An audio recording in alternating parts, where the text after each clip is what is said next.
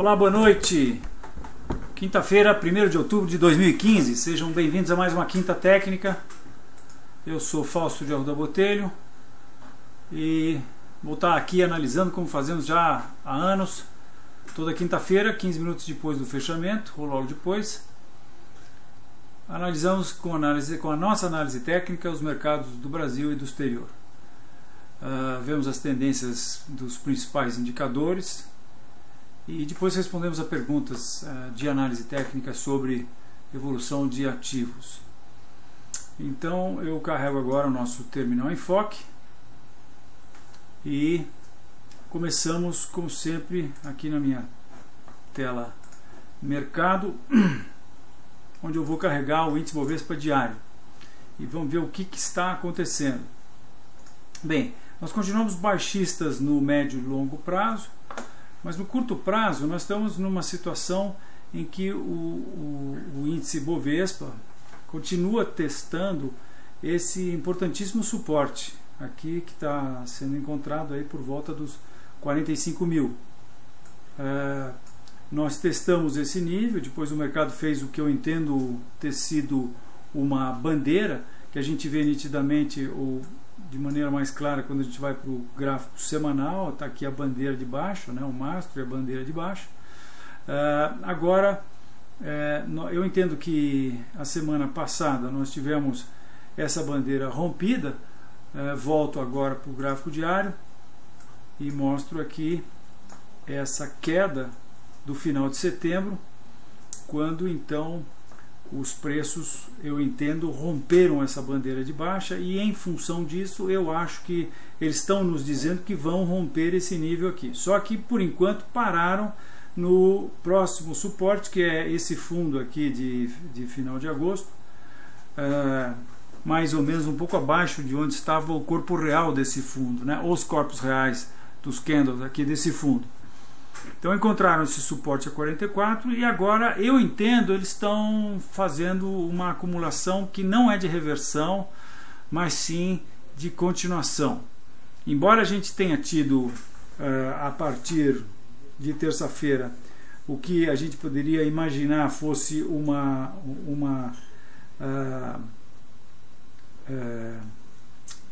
um processo de reversão, uma formação de reversão candlestick, que seria um harami, né, com um pequeno candle, ou até um martelo invertido, né, que é eminentemente uma formação de reversão. Nós temos que levar em conta que essa indicação candlestick se deu no contexto dessa acumulação. Então isso ameniza muito o poder de reversão dessa eventual formação de reversão, que seria, como eu disse, basicamente a formação básica do candlestick, né? Clímax de baixa, indefinição, reversão. Temos vários amenizantes, né? O primeiro, o fato de ele estar acontecendo dentro de uma acumulação, que tira um pouco, quer dizer, isso seria bem diferente se isso estivesse acontecendo aqui, por exemplo, que daí não tenha nenhuma acumulação aqui atrás, né? Então, basicamente é isso. Eu acho que o mercado pode entrar numa acumulação agora, essa semana, quer dizer, pode levar essa acumulação para ser uma bandeira de baixa, ou também não dá para descartar a possibilidade do mercado ter uma alta aí mais acentuada e vir buscar essa reta de resistência. Eu acho que não, porque pelo que eu vou mostrar do S&P para vocês, eu acho que o S&P na verdade a gente tem uma situação muito parecida no S&P com o que está acontecendo no Bovespa, né? Eu acho que quem está comandando é o S&P. Eu acho que existe boas chances do S&P transformar esse seu limão aqui, esse teste do suporte, não numa limonada, mas numa água bem azeda, ou seja, completar uma bandeira de baixa aqui e romper esse nível que está sendo testado agora. E se isso acontecer no S&P, como nós vamos ver, ele entra em tendência de baixa de longo prazo. Então o curto prazo está um pouco indefinido, mas o meu cheiro diz que isso aqui evolui para uma bandeira de baixa e nós vamos romper 44 e ter uma queda mais acentuada, porque rompendo os 44 a gente está rompendo, na verdade, o fundo dessa grande acumulação aqui, que eu acho que vai ser chamada de retângulo, e que projeta 32.500 pontos. É para lá que eu acho que nós estamos caminhando. Não dá, entretanto, como eu falei, para dispensar, para descartar a possibilidade do mercado vir buscar essa reta de resistência. Eu acho que é menos provável. De qualquer maneira, a indicação de médio e longo prazo continua sendo baixista. Vamos ver o que o índice futuro nos mostra em relação a isso, né? A gente fica bem mais tranquilo com relação ao fato de que o mercado está em tendência de baixa quando olha o índice futuro, porque nesse gráfico do índice futuro feito pela Enfoque, porque ele é um gráfico, como eu já disse muitas vezes aqui, mas acho que nunca é demais falar, né? Ele é um gráfico artesanal, porque ele sofre um reajuste, um ajuste a cada vencimento.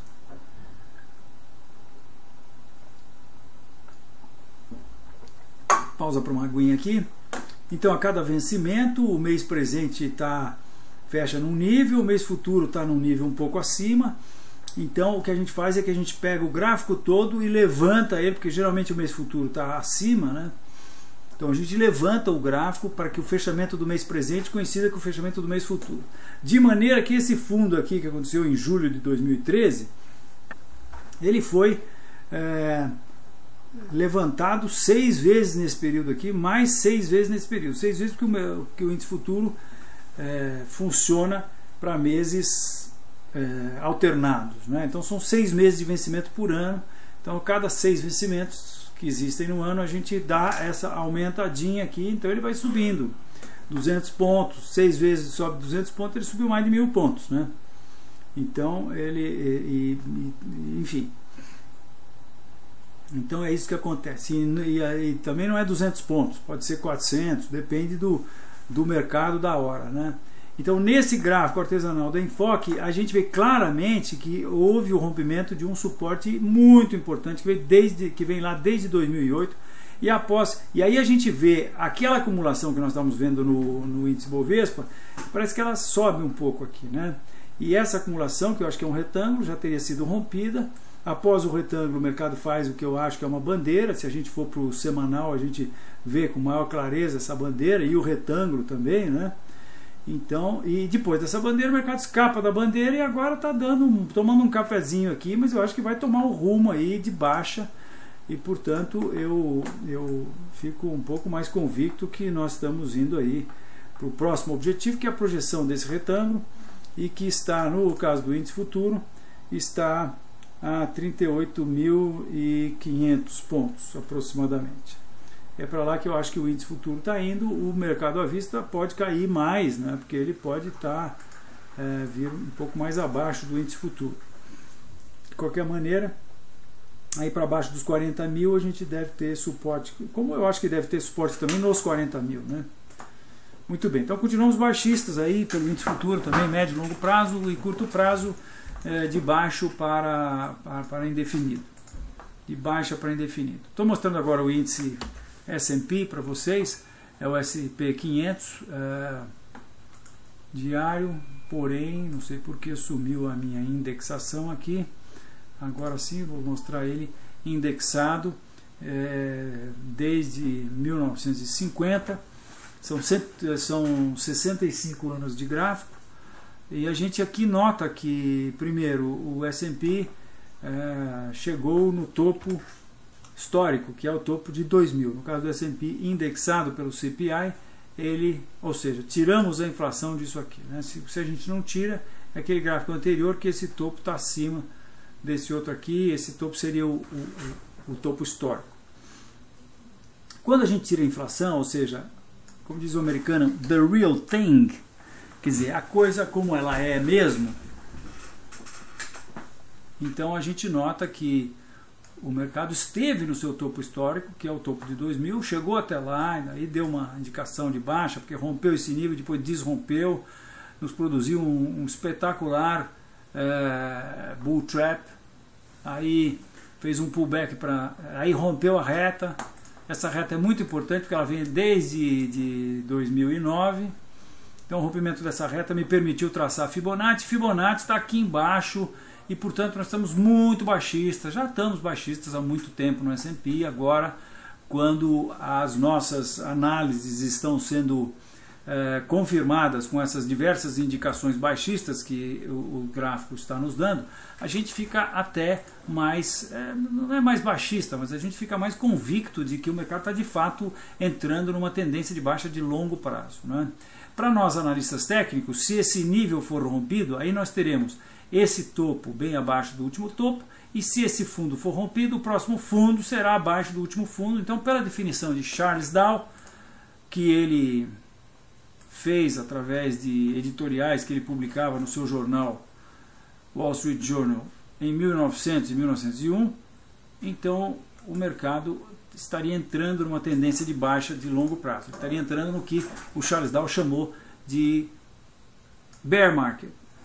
Bear market de mercado urso, né? O urso, para quem não sabe, dá patada para baixo, e por isso ele é usado para identificar a parte de venda, os vendidos nos mercados, né? Enquanto que o touro é usado para identificar a parte de alta, porque ele dá a chifrada para cima. Então, quando o mercado sobe, o americano chama de sobe assim numa tendência de longo prazo, o americano chama de bull market. E quando o mercado cai, o americano chama então de bear market. E é muito comum operadores no mercado, quando ele está num bull market, se referirem ao fato de que it's a bull market. E também é muito comum, quando o mercado está numa tendência de baixa de longo prazo, se referirem a ela como it's a bear market. A grande mídia, entretanto, como não tem acesso a gráficos e análise técnica, conhecimentos de análise técnica, ela simplificou o processo de dizer que o mercado está num bear market. E inventou um negócio que não tem pé nem cabeça, mas enfim, é o que a mídia segue, então é bom eu acho interessante você saber. A partir do momento que considera-se a grande mídia, então, que o mercado está num bear market, a partir do momento que ele atinge 20% de baixa em relação ao ponto mais alto atingido. O que no nosso gráfico do S&P, indexado pelo CPI, ou seja, fazendo um processo em que a gente tira a inflação, 20% seria aqui, ó, 23, 20, seria aqui 1720, por exemplo, um pouquinho acima de 1720, aqui, pouco abaixo desse fundo de fevereiro de 2014, tá? Aqui na perspectiva estaria 1720, aqui assim mais ou menos, pouco abaixo desse fundo aqui, nesse topo aqui, por aqui, tá? Ou seja, a mídia, como sempre, vai estar atrasada, né? Porque para nós analistas técnicos, o gráfico, então, para a mídia, só quando o mercado chegar aqui, deixa eu botar só quando o mercado chegar aqui,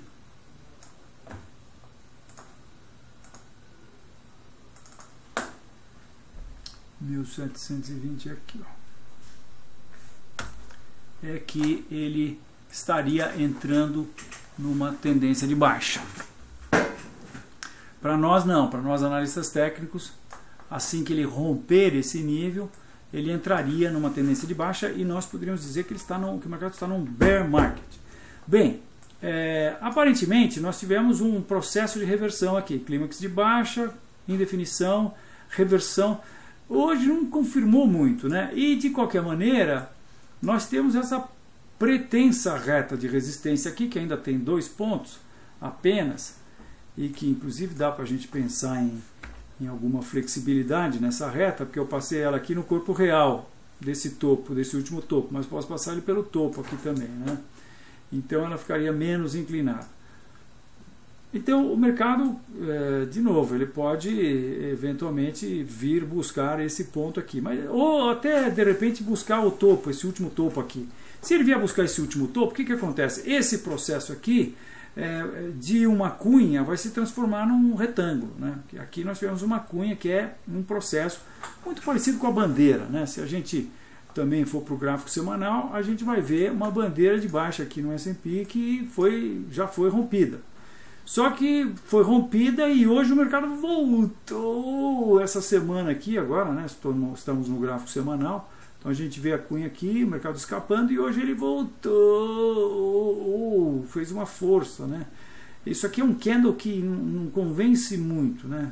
Bom, tudo bem, se a semana terminar aí, alguém poderia dizer que isso aqui é um martelo acontecendo, só que é um martelo que acontece no contexto dessa acumulação, e portanto isso tira toda a eficácia da indicação dele como reversão. É bem diferente se tivesse acontecido depois dessa queda. Se tivesse acontecido aqui era uma coisa, agora no contexto dessa acumulação ele não tem validade nenhuma, o contexto dele é péssimo, então não tem validade, né? Mas isso está acontecendo aqui nesse nível de suporte, né? Então também isso é algo a se considerar. Então nós vamos ter que esperar fechar isso. Se realmente for um martelo, eu acho que ele vem buscar esse topo aqui, de repente até transforma esse processo num retângulo, e aí sim, se o mercado passar dos 2020, aí embaralhou toda a análise de novo, talvez ele possa ir buscar o topo principal, faz aqui, sei lá, um topo duplo, não sei, né? Como do lado dos comprados está o Federal Reserve Board dos Estados Unidos, a gente nunca sabe o que sai desse negócio, né? Porque diz que de trabuco velho, bunda de nenê e da cabeça do Fed, ninguém sabe o que sai de dentro, né? Na verdade, essa conversa é um advogado amigo meu que me contou, é trabuco velho, bunda de nenê e cabeça de juiz, ninguém sabe o que sai de dentro. Mas a gente botou aqui para a turma do Fed, que também está valendo. Muito bem. Então, estamos aí com um pouco de indefinição agora no curto prazo, mas médio e longo prazo, baixa, baixa, baixa, baixa, baixa, baixa. Estou muito baixista, acho que nós estamos na iminência de ter o mercado se vendo na situação de estar na onda C, em algum lugar da onda C. Aqui, eu acho que isso aqui foi uma onda impulsiva desde 83, e isso aqui eu acho que ainda não terminou. Eu acho que isso aqui não é A, B, C. Eu acho que isso aqui talvez seja A, B, seja 1, 2, 3, 4 e 5. E aí nós vamos fazer a onda A, depois vamos fazer uma A, B, C. Eu acho que isso aqui dura muito. Essa queda aqui vai durar muito ainda. Então, é isso aí. Estamos bastante baixistas, né? Até porque quando a gente olha isso aqui de longe, a gente vê nitidamente esse processo de alta, a gente percebe essa reta que é muito importante, porque são 1, 2, 3, 4, 5, 6 anos, e 1, 2, 3, 4, 5, 6 pontos praticamente na reta, 5 ou 6 pontos, 6 anos, 5 pontos. Nossa, essa reta como diz o americano também, é as good as it gets. Como diz o americano, especificamente o Jack Nicholson, num filme muito legal que ele fez. Então, as good as it gets, essa reta é o que o analista técnico que está me ouvindo, que não tem muita experiência, essa é a reta que dá para ter. Você não vai ver uma reta igual a essas, provavelmente por muitos anos. Essa é um elefante branco, é uma reta de muita importância. Foi rompida. O fato dela ter sido rompida me dá condições de traçar Fibonacci, que foi feito, tracei Fibonacci do começo até o fim. Primeiro número Fibonacci vem dar aqui embaixo. E o ponto que eu chamo a atenção, que me faz ficar muito baixista, é que do nível que o mercado está hoje, para o primeiro nível Fibonacci, o mercado ficaria 25% mais barato. Quer dizer, o mercado tem que cair 25%, S&P, é o índice da Bolsa de Valores do planeta Terra, mais ou menos, porque é o negócio mais importante que existe, né? Então, se ele cair mais 25%, e a gente tem todo o direito de achar que isso vai acontecer por conta de que essa reta de resistência, dessa reta de resistência ter sido rompida, perdão, dessa reta de suporte ter sido rompida,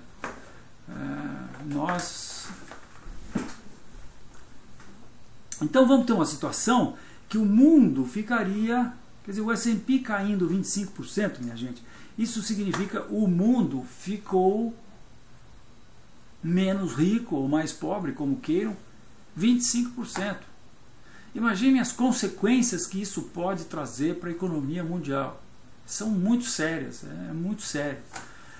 Eu acho que nós estamos em vias de ter um repeteco do que nós tivemos no subprime. Muita gente já esqueceu, mas eu não me esqueço de um jornal nacional em que as pessoas entrevistavam os chineses nas estações de trem, e os chineses diziam que estavam voltando para a sua terra para colher arroz, porque lá na cidade, no centro, não tinha mais nada para eles fazer.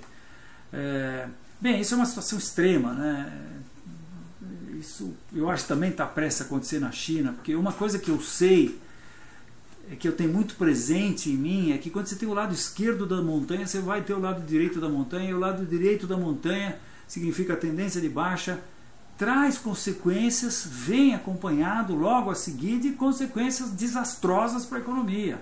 A bolsa antecede o que acontece na economia. A bolsa tem muito mais liquidez, quer dizer, o mercado de imóveis, por exemplo, você para vender um imóvel, para constatar que não se vende imóveis, é um negócio demorado. Na bolsa não, você estala o dedo e vende bilhões lá, troca de mão, amanhã o dinheiro está na conta. Então é um processo muito mais rápido, muito mais ágil, e por isso antecede. A bolsa é um termômetro, a bolsa é um indicador do que vai acontecer na economia. Se a bolsa dos Estados Unidos perder 25%, como Fibonacci, a gente está careca de saber empiricamente, o mundo vai tomar uma trombada de um caminhão de frente. E o Brasil, vocês já podem imaginar, porque na última vez, quando tivemos o subprime, nós estávamos muito bem, obrigado. Foi 2008, né? 2008 era uma outra situação, nós tínhamos acabado de nos tornar autossuficientes no petróleo, nós tínhamos acabado de nos tornar investment grade. O Brasil era o cara, né? Tanto era o cara que o próprio Obama chegou para o Lula e falou: "You're the man". Agora é o contrário, isso aqui é um Deus me acuda, a política está um Deus me acuda, a economia está um Deus me acuda. Então, se isso acontecer, eu acho que a gente tem que se preparar, porque a coisa vai ser feia. Eu acho que a coisa vai ser bem feia para nós brasileiros. Por outro lado, eu sou extremamente otimista. Por quê? Porque eu acho que o nosso país é maravilhoso, tem recursos espetaculares. Agora, por exemplo, nós vamos ter uma situação em que nós vamos para o lodo da sarjeta, já estamos próximos, mas vamos lamber o lodo da sarjeta, né? Tá certo? E acho que isso é muito bom para o país, porque nós vamos sair fortalecidos disso. Nós vamos sair, por exemplo, eu acho, daqui a algum tempo, as nossas futuras gerações vão ter incrustados, isso vai estar no DNA dos brasileiros, que estatização é um desastre. Haja visto o que aconteceu na Petrobras e outras Brás aí que nós nem sabemos, mas que eu acho que, na verdade, nós não sabemos nem metade da missa. A coisa eu acho que vai muito longe, como dizem lá os procuradores da Lava Jato, né? Então, é isso que eu acho que está em vias de acontecer. Mais dia, menos dia, isso deve acontecer. O que você deve fazer? Olha, eu faz muito tempo que tenho falado para os meus amigos que, não sei, agora, na verdade, essa sugestão é um pouco tardia, né? Mas às vezes sempre é tempo, né? Você deve se tornar líquido. Você deve, sabe aquela moto que você está vendendo, que o cara está pagando 2.000 a menos? Você liga para ele e fala: ó, fechado. Dinheiro na mão, dinheiro no bolso, porque na crise quem tem dinheiro é rei. E o que fazer com o dinheiro? Se você é profissional, você continue fazendo suas operações na bolsa. Você está aqui me ouvindo, provavelmente porque você é profissional ou quer ser profissional. Agora, se você tiver um amigo aí que está no buy and hold, tente convencê-lo de que eventualmente ele deve tentar mudar de time. Porque não é hora de estar na bolsa sem stop. Não é hora, porque se a bolsa começar a dar uma dor de barriga aí meio séria, as pessoas que estão nela nunca mais saem, vão até o fundo que for, e não conseguem sair, porque quando cai 10, 15%, ninguém tem cabeça para vender, para cair fora, porque, enfim, então agora é só profissionais na bolsa, torne-se líquido. E o dinheiro que você tem aonde pôr?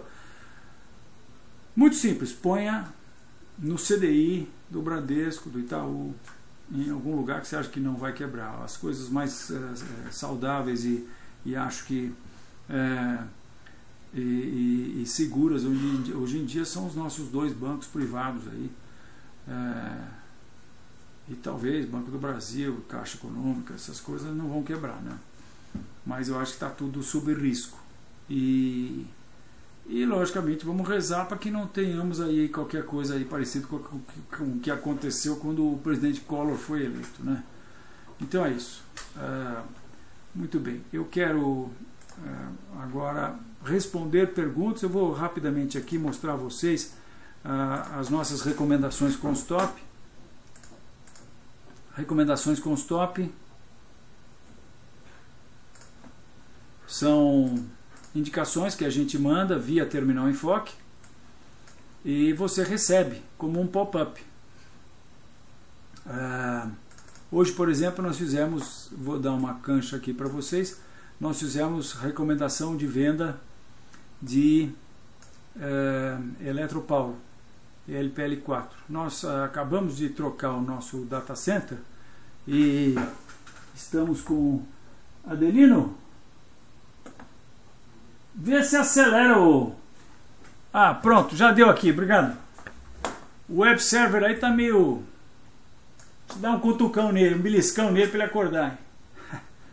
Bem, então, nossas recomendações surgem como um pop-up. Hoje nós fizemos a recomendação de Eletropaulo, como eu disse, né? Quem recebe essas recomendações, assim, dessa maneira, vou dar um zoom aqui para vocês verem como aparece na tela, né? Ele tem dois botões. Primeiro a gente informa o stop, o objetivo, o preço que estava no momento e a relação lucro-prejuízo, né?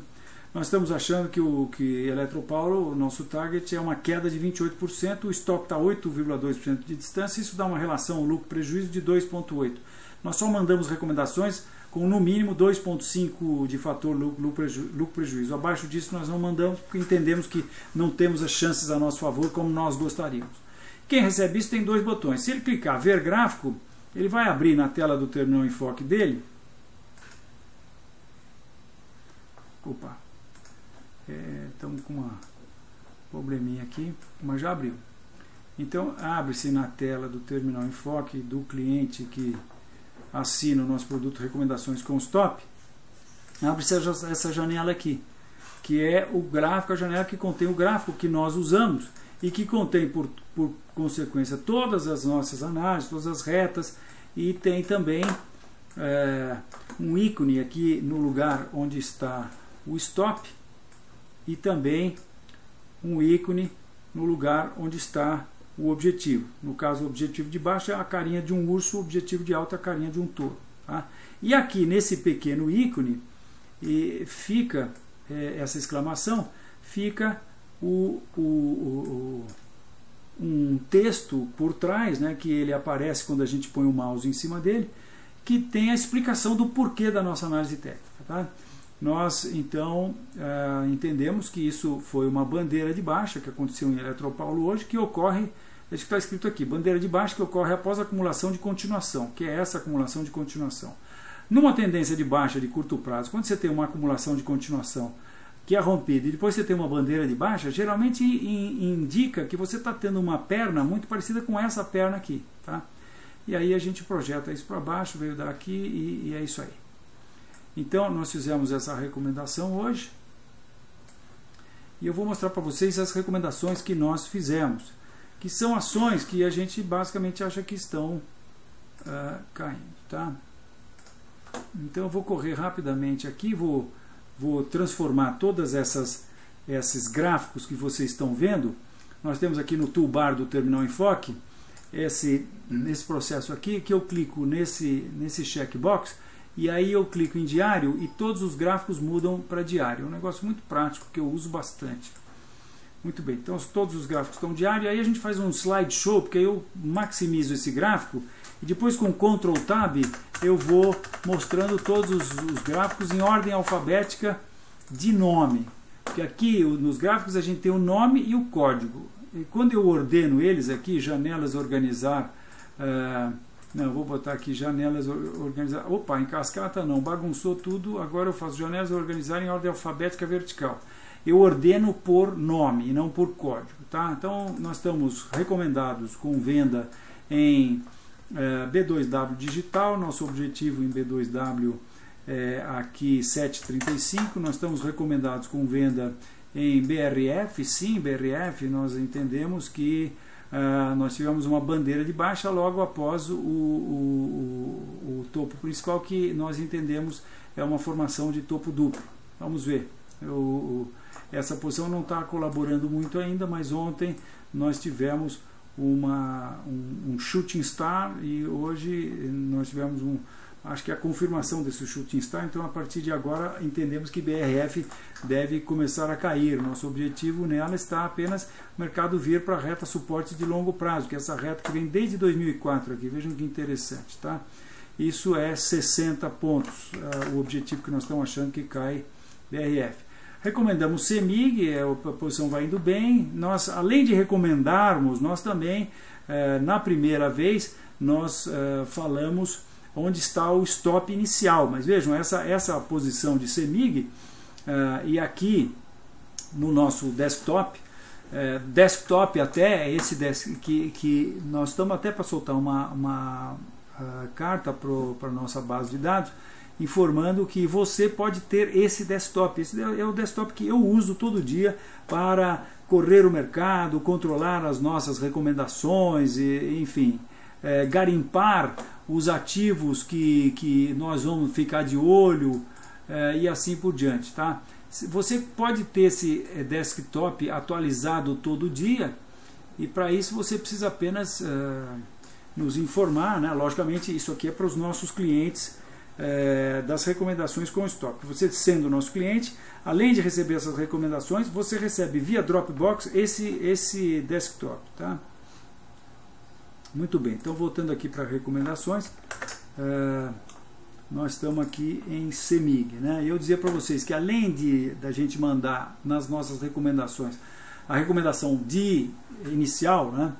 A gente aqui no nosso desktop controla as posições que nós recomendamos, e aí essa linha horizontal vermelha aqui é onde nós vendemos. Aqui você passa o mouse em cima, aparece ali escrito 21/8/2015 e nós vendemos a 8,68.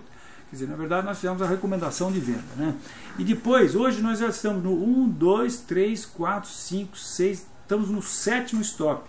O mercado está se aproximando do nosso objetivo e nós estamos apertando o stop. E esse stop você recebe através de um pop-up que dá na sua tela também.